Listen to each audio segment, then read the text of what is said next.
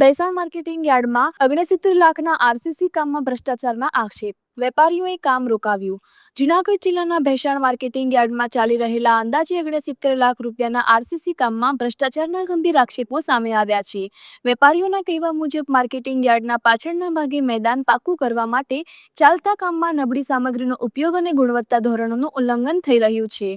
ખેડૂતોના પરસેવાના નાણાં અને સરકારી ફાળવણીનો દુરુપયોગ થતો હોવાના આરોપો સાથે વેપારીઓ એકજૂટ થયા અને કામ તાત્કાલિક અસરથી બંધ કરાવ્યું.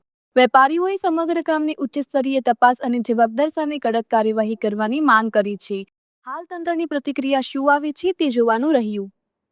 રિપોર્ટર કાસમ હોથી, જૂનાગઢ, ભેસાણ. મારું નામ કિશોરભાઈ સાવલિયા, ભેસાણમાં.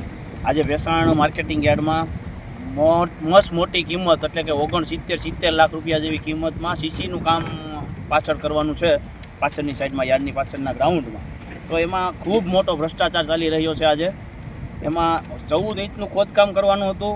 તે પછી એમાં 8 ઇંચ કાંકરી ભરી 40થી 63 mmની કાંકરી નાખવાની હતી. એની માથે સફેદ માટી ગોરમટું નાખવાનું, એની માથે રોલ નાખવાનો, પાછી 8 ઇંચ કાંકરી નાખવાની. એવું બધું એસ્ટિમેટ એન્જિનિયર સાહેબે કર્યું છે.